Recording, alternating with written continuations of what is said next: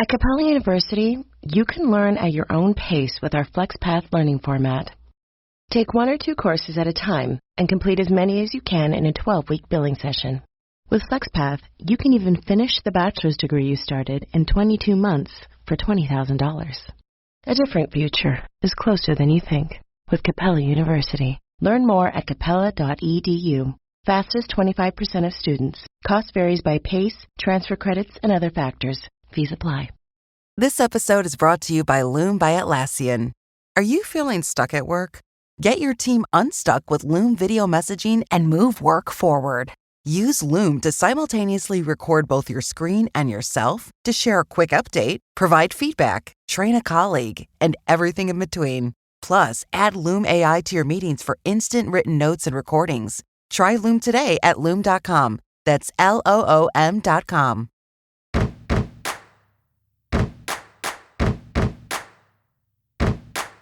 Hello and welcome back to Immigrantly. I am your host, Saadia Khan, and my voice is back somewhat. It is getting better. I hope you guys enjoyed the rerun of one of our episodes last week. My voice was so bad. I promise I tried, but I could not record another episode.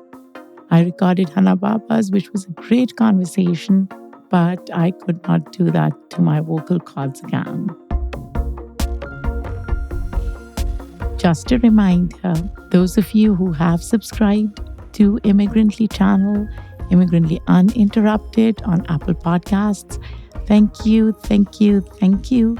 Those who haven't, for whatever reason, please do consider subscribing monthly or yearly.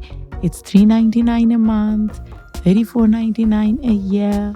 You will get ad-free content and you'll promote something which is so incredible.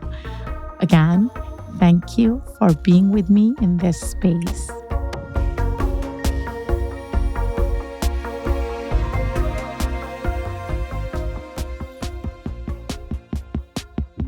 And now to today's episode. Those of you who know me know that I listen to true crime podcasts more often than I would like to admit. And every time, I find myself sitting with a familiar discomfort. So why are we so drawn to someone else's tragedy? Is it empathy? A need for justice? Or is it something we don't quite know how to name? Those are some of the questions that I struggle with every time I play a true crime podcast. So when I was approached to interview Anne Soon Choi, I didn't hesitate. Anne is an immigration historian, a professor. Her new book, LA Coroner Thomas Noguchi and Death in Hollywood, really explores the life of Dr. Thomas Noguchi, a Japanese immigrant who became Los Angeles County's chief medical examiner, coroner, basically, from 1967 to 1982.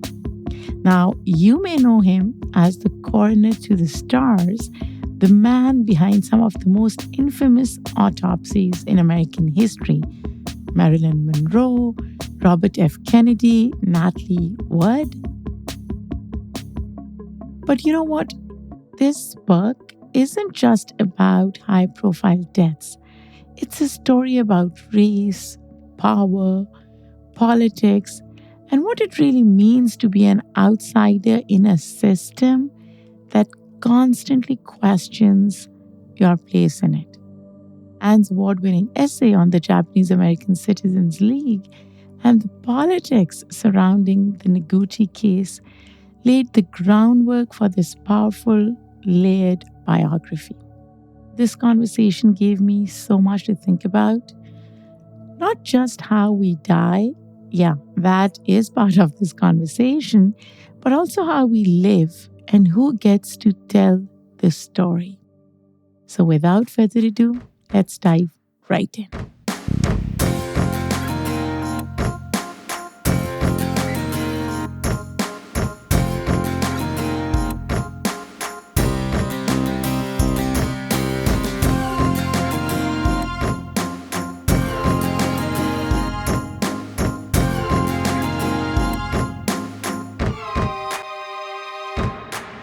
Hi, Anne. How are you doing? Good. How are you? I am good. I am really excited to talk about something that I've never talked about. Despite being a true crime junkie, I had never heard of Dr. Thomas Noguchi, never heard of the book, not even his claim to fame, which is him being coroner to the stars. So I'm really excited to dive in. But we'll start with this question about obsession, right? Sometimes we start to obsess with stories, personalities. What was the rabbit hole moment in your research, the one detail that made you think, I have to tell this story? I think for me, the detail was that Thomas Noguchi, in his time in the late 60s and throughout the 70s and early 80s, was well known. He routinely graced the front page of the LA Times. He was a local celebrity himself. And then, curiously, he just disappears. The fact that he's so prominent, and then all of a sudden nobody knows about him was the one thing that really intrigued me, and to find out what happened. And what I think is very interesting is that, I knew about Thomas Noguchi because I too am a true crime buff. And so he's always been on the edges of all these cases. And I think what was fascinating to me was that indeed, right, he actually played a much more significant role in these cases than most contemporary accounts sort of lay out. But the fact that he is so involved, yet is somehow completely erased from the narrative was the thing that I find really fascinating. And oftentimes, this is what happens. Oftentimes, the immigrant participation in famous events, in famous discoveries, oftentimes are completely effaced. And this is one really good example of that. Absolutely. And given his personality, it seems like he also maintained independence of his office. He was very particular about how he dealt with his cases, how he presented them, sometimes at the expense of what people's expectations were of him. So he was very committed to the science itself. And what's also fascinating to me is that at the time he was conducting these autopsies, there was change happening in forensic science. So, forensic science itself was taking off. And can you talk a little bit about how that really cultivated his personality and intrigue around death more than life? What really changes in the post war period, so after 1945, is that you have a bunch of things that sort of come into alignment in this particular moment. So it is a combination of the way celebrity changes, the rise of forensic science, and then also just in general, how death investigation changes after World War II. And what you see, particularly with Thomas Noguchi, is that he brings the coroner's office out of the shadows and he transforms the role of the coroner medical examiner in a way that no other person had done. And I don't think anyone, even now, there's nobody like Thomas Noguchi. And so what he does is he stakes out his independence, which is based and rooted in forensic science. So he does that. But he also becomes a celebrity in his own right. And I think that can only happen, well, in Los Angeles, but in this particular cultural moment. And it all comes at a moment where people in general want to know more. So prior, if I had to put a timeline on it, I think earlier in the 20th century, people were, of course, obsessed with celebrity, just like the way people are obsessed with celebrity now. But I think what happens is that people want to know more. It's just not enough to know about the celebrity that you follow, their day-to-day activities. People want to know everything, even the circumstance of their death. And so there is this increased fascination with death. And you mentioned at the time, the definition of celebrity was changing. How so? There's very much, particularly in Los Angeles, celebrities are movie stars. But the fact that people increasingly in the post-war period, you could become a celebrity just by sometimes being celebrity adjacent. And we certainly see that now, right? Where we have, people who are followers of a celebrity become a celebrity in their own right. And I really don't think any of this could have been possible without sort of these changes in the way that we understand celebrity. And sometimes it's in the very Andy Warhol sense of people's 15 minutes of fame. Sometimes it's more enduring because Thomas Noguchi becomes, famous for being coroner to the stars. And that is celebrity adjacent, right?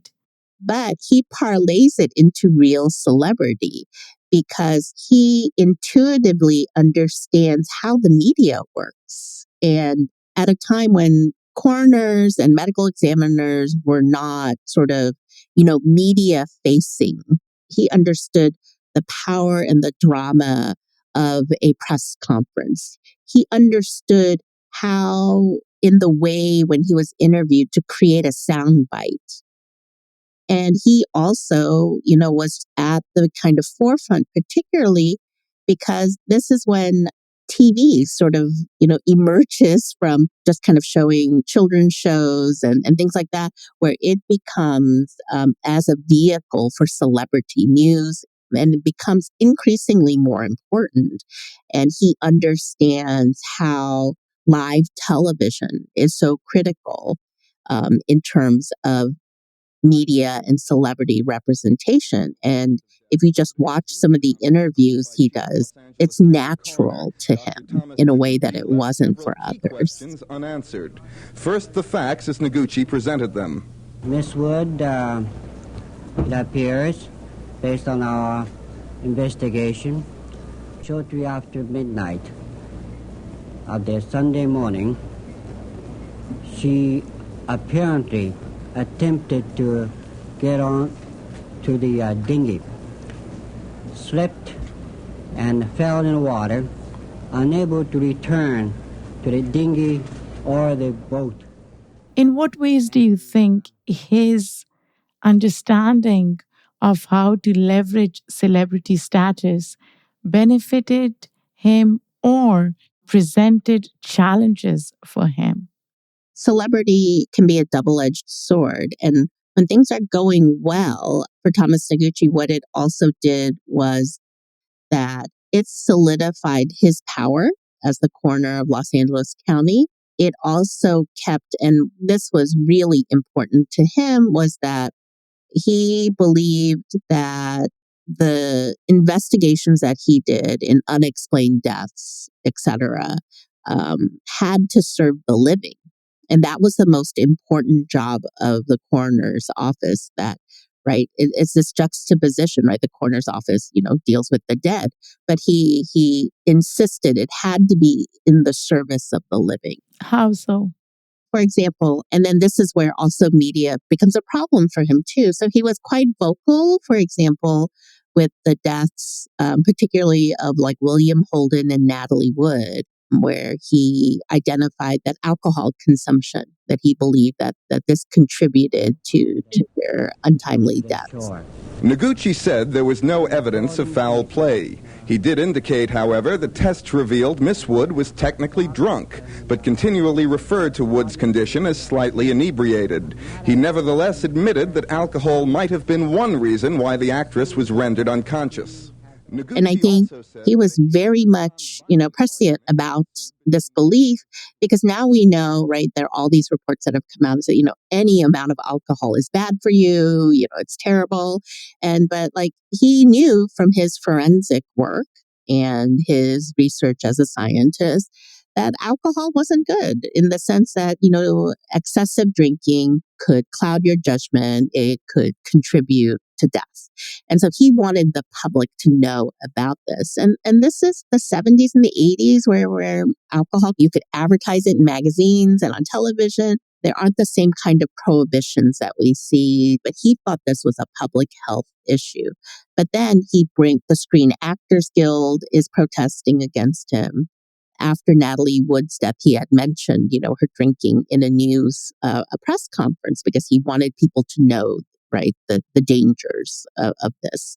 And then so Frank Sinatra is outraged. And this is one of the most interesting things I found during my archival work. I found a handwritten letter by Frank Sinatra on this heavyweight embossed stationery with his name on the top, where he's completely outraged because he felt that Thomas Noguchi had violated the privacy of Natalie Wood. When all this becomes public, this works against Noguchi.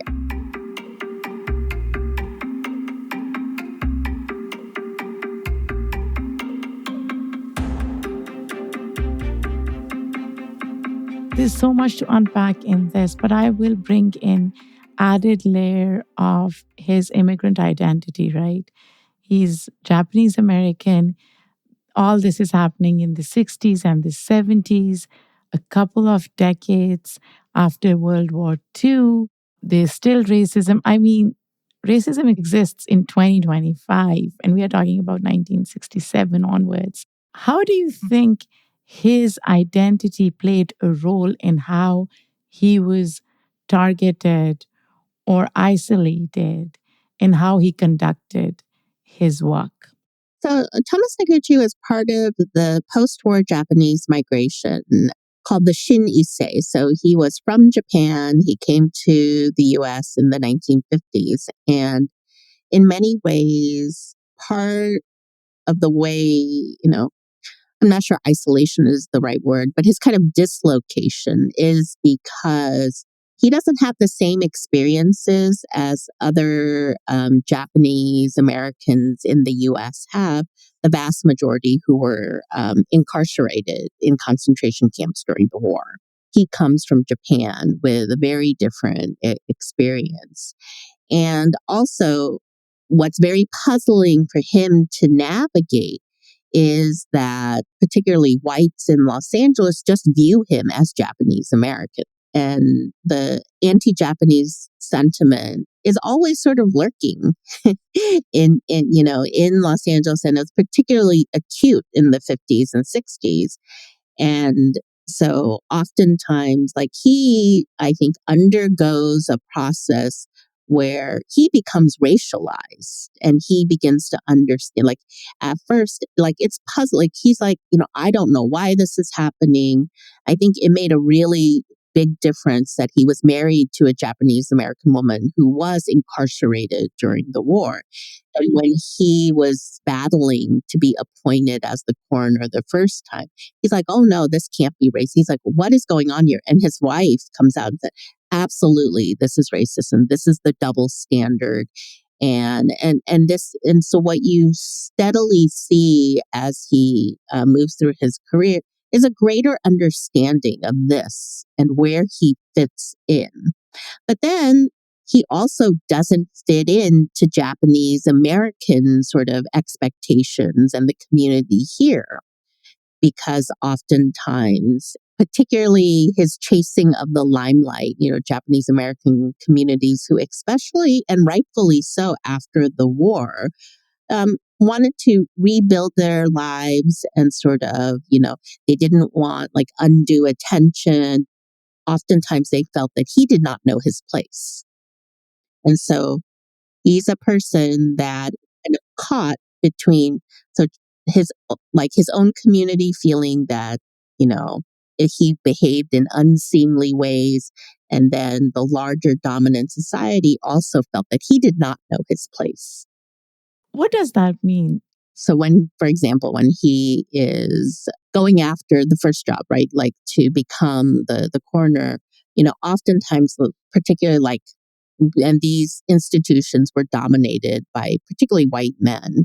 the County Medical Association, the medical school at USC and UCLA. They come out and basically say that Thomas Noguchi is unacceptable to be chief coroner for any number of reasons. A lot of it is couched in racist language, but when you look at the sum total of the language and the rhetoric, you can see that he is a person, while they're willing to accept him as a junior coroner or an assistant coroner within the county system, he can't have the top job. So he's someone who did not know his place. And then at the same time, Japanese Americans, many of them felt, why is he kicking up such a fuss about this? Why is this turning into a media spectacle?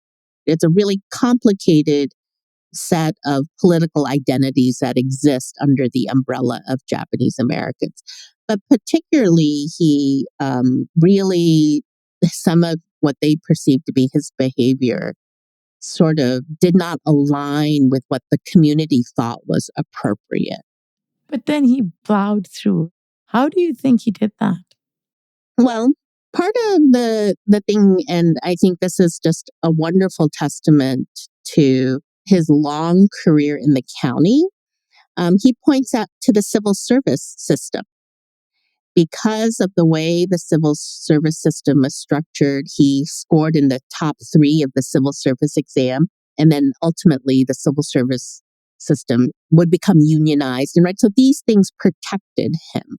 And so whether the county wanted to interview him or not, the system prevailed and the system worked. And what's very interesting is that he gets all sorts of support that is sort of cross-racial. So the Black community, the Mexican American community, and also a significant number of county employees who are white support him because they understand. And so at least for what's very interesting for the county folks who support him is they don't really come out and say, oh, this is racist and this is why we can't. They're like, no, this undermines the civil service system.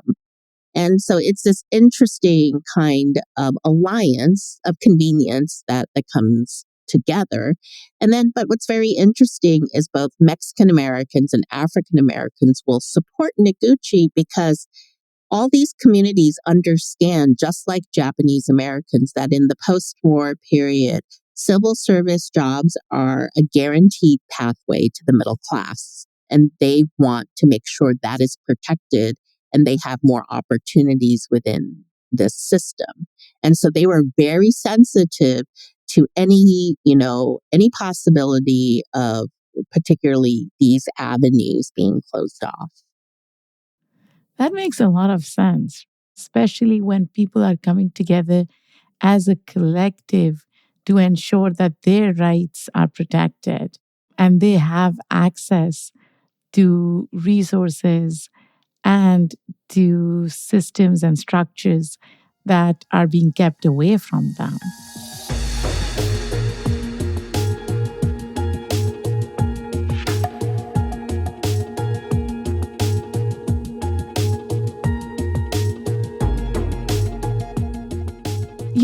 And you've talked about Thomas Noguchi being very connected to his work, right? He never called people corpses. He would not call them that.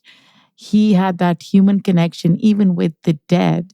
But I was thinking that there is something really lonely about the work of interpreting death. Do you think Noguchi ever felt haunted by the bodies, the headlines, the scrutiny? I keep thinking it must be a very lonely place to be in. I think he did. He wrote a memoir and sort of about his cases in a book in the 1980s he wrote. And that's how I actually learned about Thomas Noguchi, because I had found this memoir. It's called Coroner.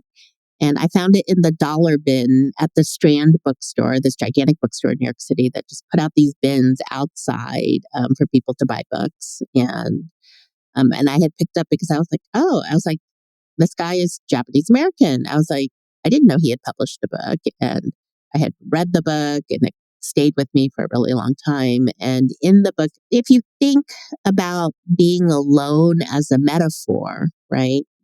When you look in his writing, even though like I know logistically there are other people in the room, there's like, there's an assistant. Sometimes, someone from the district attorney's office is in the coroner's suite. But the way he writes about it, the perspective is that he is completely by himself. And I think he felt that way about a lot of things. And I think what he was very struck by that I found, like there are two things that he talks about publicly. He talks about when he autopsied Marilyn Monroe. $1 And I think that really struck home for him, not only because there was so much mystique around Marilyn. She was the most beautiful woman in the world.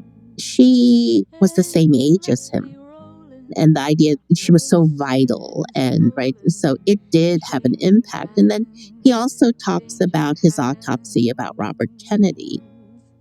When he's doing this autopsy, there are like dozens of people in the room as witnesses. There are people from Washington, D.C., right? But he talks about this moment where he covers the face of Senator Kennedy because he talked about, everything that Kennedy represented in the 60s. But you always got the sense that it was such a solitary experience for him. And lost in the dust of time. And I do think he, at times, he was very fortunate that he had such support from his wife.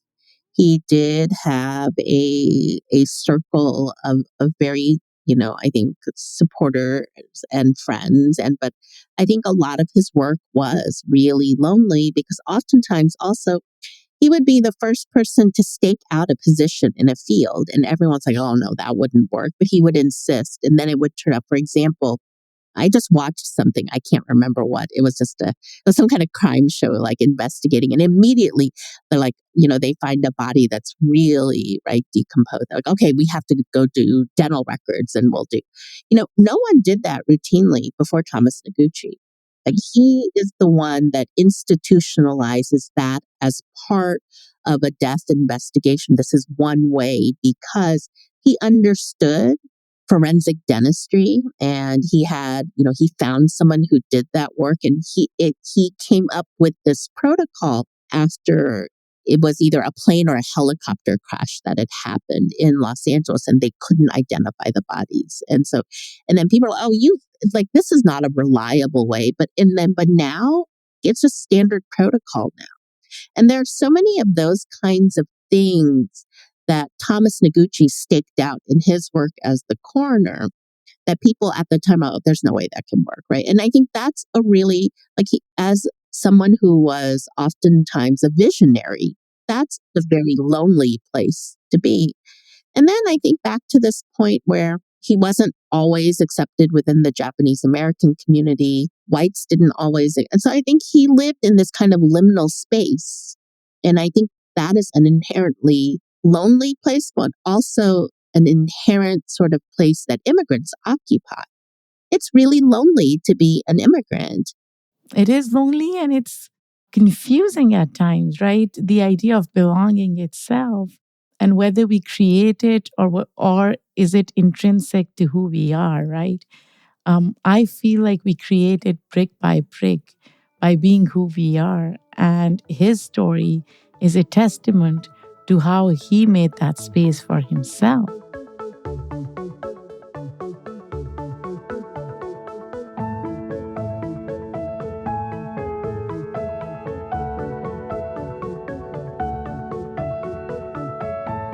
I do want to talk about something else that you mentioned.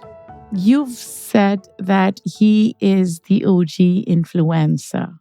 We've talked about how he liked fame and limelight, and there was a part of him that would sensationalize things. He was a bit dramatic in some ways. And I wonder if he operated today in the era of Reddit conspiracies, TikTok, and true crime influences. how do you think he would be perceived? Like, would he go viral on TikTok or just simply get canceled?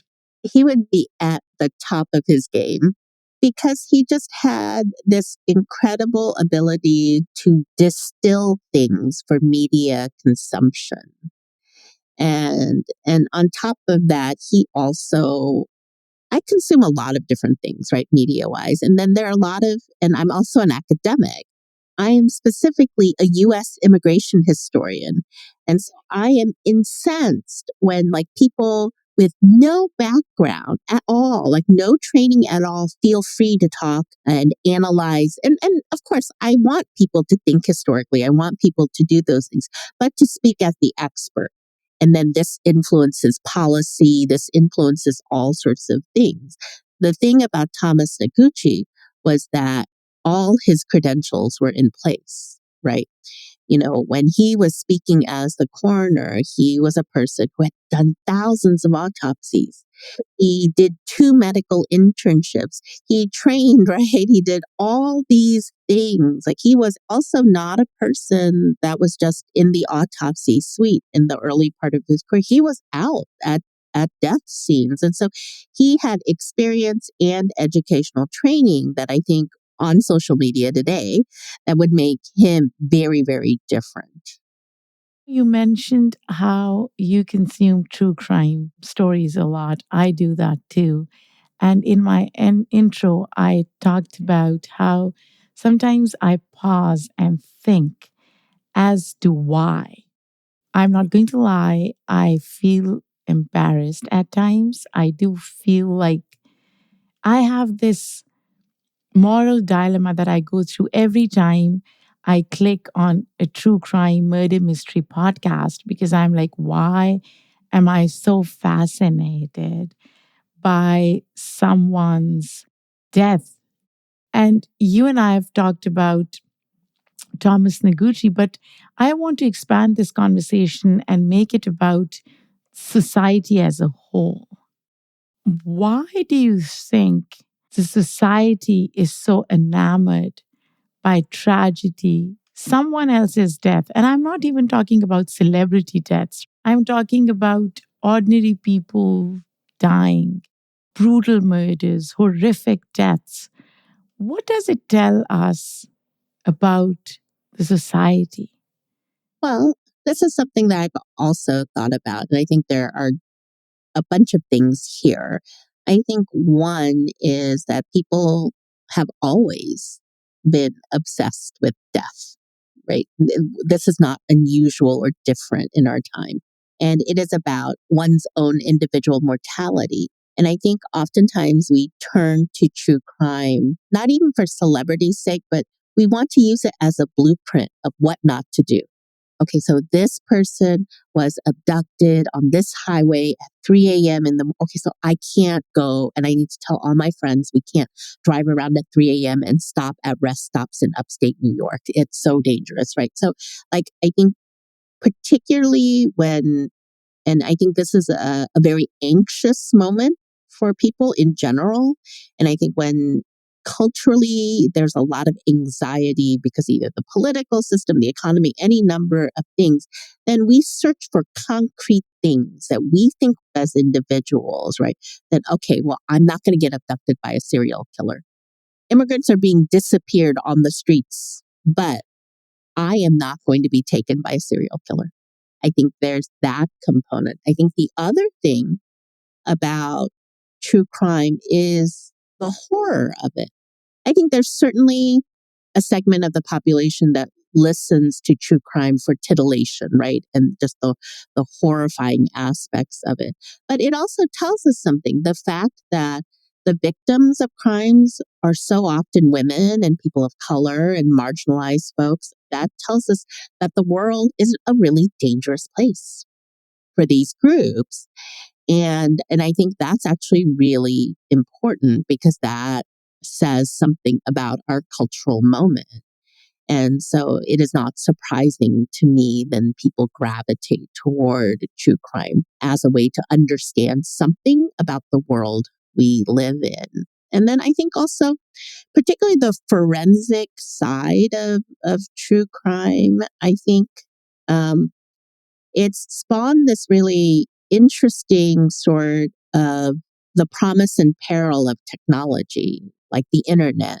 But the fact there are so many people who are involved in true crime that have actually been able to solve these crimes because of technology and access to people and connections. So I think there is a part of people who consume true crime that allows them to take action. I don't think people should just passively consume things all the time. It has to lead to some kind of change and action. But more importantly, what if it gives you empathy for other people?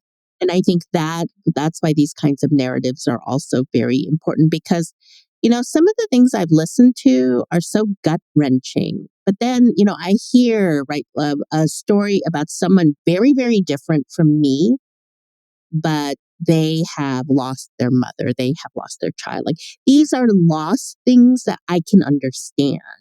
And so that prompts empathy and for me in that moment, a greater understanding that even though we are two very different people across time and space, that we do have commonality. And if true crime can do that, I think that's actually quite powerful. But how do we parse out commodification versus honoring victims, creating that sense of empathy, understanding somebody else's plight, learning from it? Because a lot of times I feel the true crime space or genre has been commodified, right? It's like 8 episode series that we consume in a day or 2 days. And that's where I guess I feel guilty that I am partaking in something that has been so commercialized. But you're right. I never thought of all the good things that you brought up. Hopefully, next time I consume any true crime podcast, I'll keep all of that in mind. I remember when Serial first came out, everybody was talking about it. Everybody, like my friends, my sister, right? Like everyone was talking about it and had, feelings and so like if it is part of a larger conversation, I think you can sort of it doesn't completely eliminate the commercialization and all those things. But if you're really kind of talking about it, to think about Islamophobia, if you think about, what immigrant life in a city looks like, if you use it to be reflected, have conversations, I think that's very different.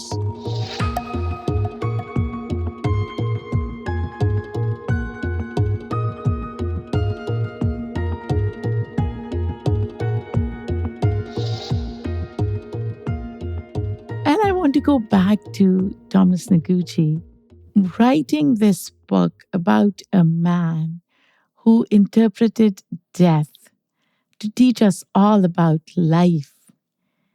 What do you think people should take away from it? What is the lesson here? I think the lesson here is in many ways it's a very familiar immigrant story in the sense that he overcomes all sorts of obstacles to achieve success.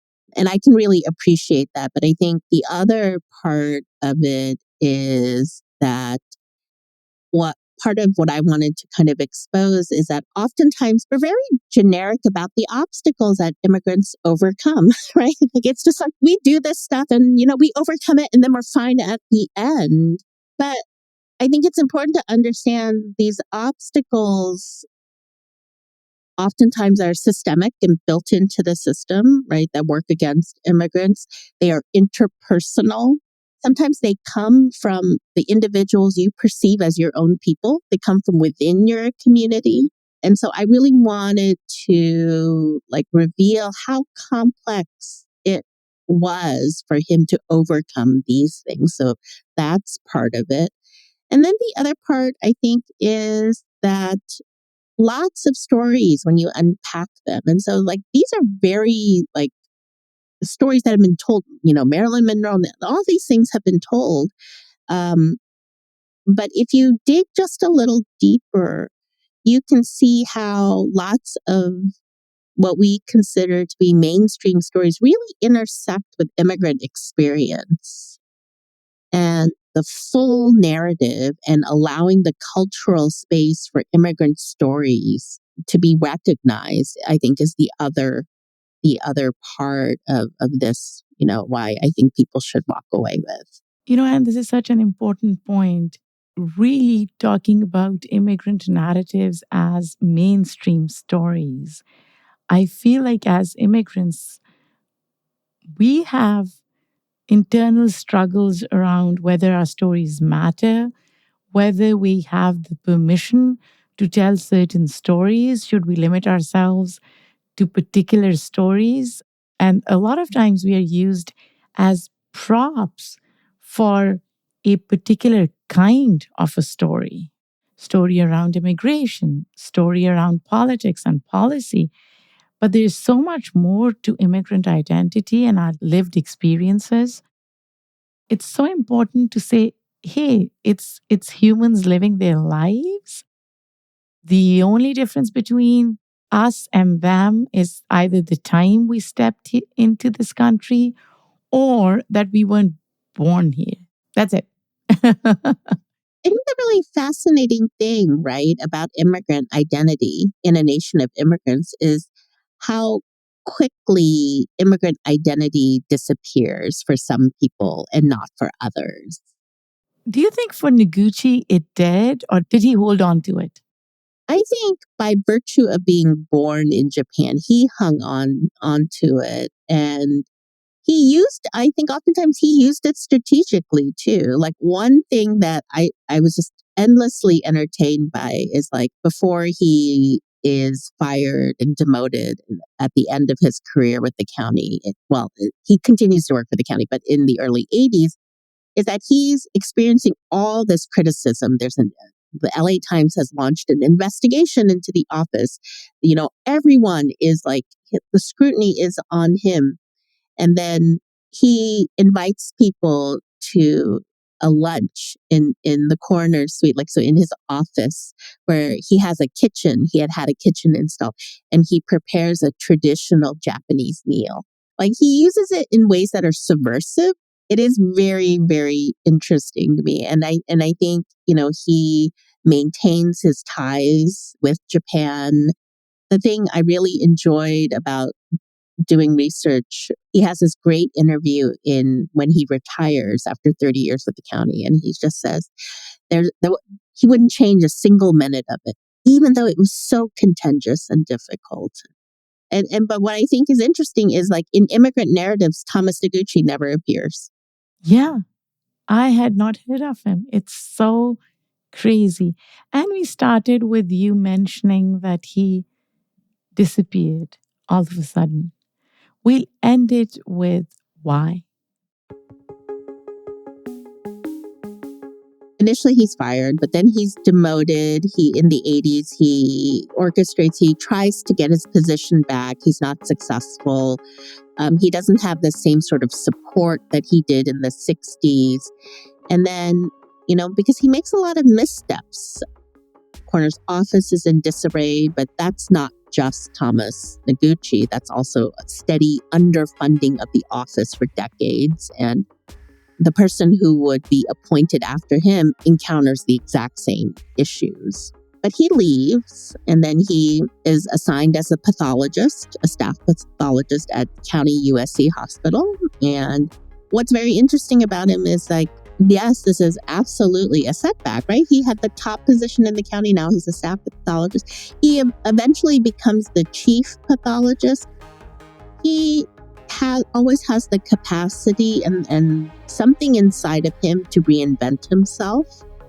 And then so what he does is that he returns to research full time. He teaches. I think those things served his better nature. And so there are generations of forensic pathologists who have been trained by Thomas Noguchi, like throughout Los Angeles and throughout the US. And I think it served his better nature, and this process of reinvention is absolutely central to, an immigrant narrative. And what more American, right? That no matter what, right, he can reinvent himself.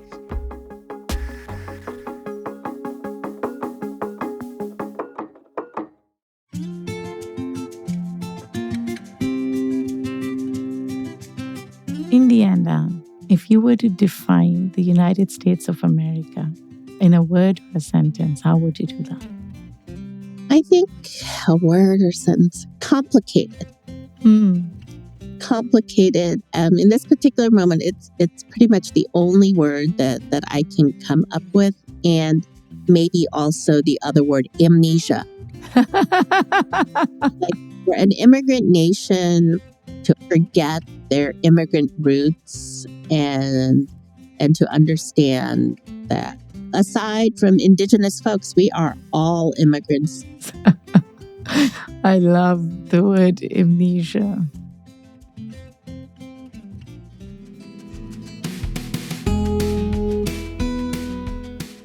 And where can people find this book?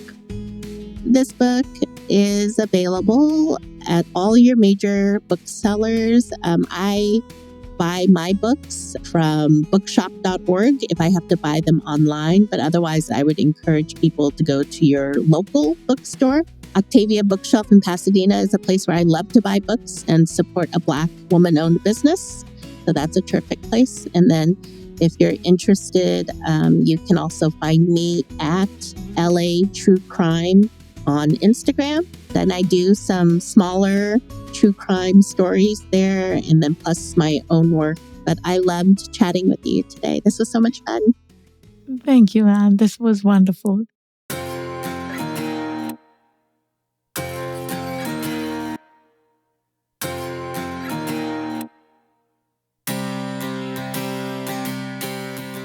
So Anne and I talked post-interview as well.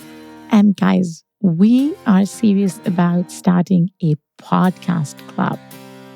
I don't know if there is one out there, but how can we not have that for people who consume podcasts or listening to them? We could just pick a podcast, maybe a few, and then just talk about them. Learn something new from those podcasts. Exchange ideas and thoughts.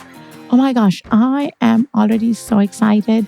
So if you're interested, DM us at ImmigrantlyPods on Instagram. We'll come up with something. I'm going to have another conversation with Anne about this, and we will most likely launch something soon. If you liked this episode, don't forget to share it or give it a 5-star review on Apple Podcasts. It was produced by me, written by me, Saadia Khan. The editorial review is done by Shay Yu. Our sound designer and editor is Lou Raskin. Theme music is done by Simon Hutchinson. Other music by Epidemic Sound. Come back next week and I have another guest for you. Until then, take care and keep listening to podcasts.